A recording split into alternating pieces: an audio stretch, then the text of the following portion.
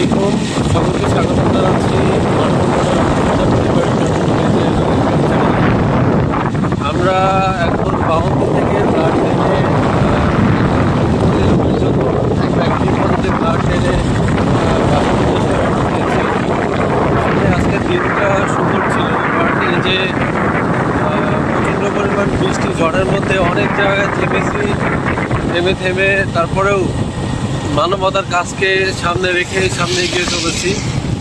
তো এখন ঠিকঠাক বৃষ্টি পড়ছে, তার মধ্যেও আমরা ব্লাড টেনে এবং আমাদের যে পরীক্ষাগুলি থেকে যে ডোনার আসছিল খালিদ ভাইয়ের মাধ্যমে অলরেডি তারা বাসায় চলে গিয়েছে। আমরাও বাসার উদ্দেশ্যে রওনা দিয়েছি।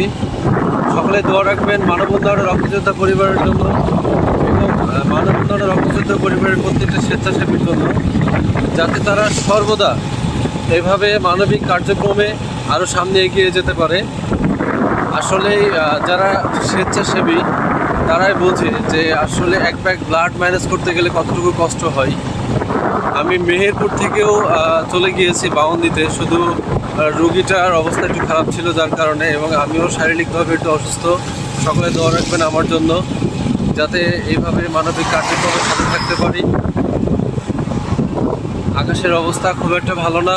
ইনশাআল্লাহ আমরা বাড়ির উদ্দেশ্যে রওনা দিয়েছি। সকলে দোয়া রাখবেন যাতে আমরা সঠিকভাবে বাসায় পৌঁছাতে পারি। আসসালামু আলাইকুম।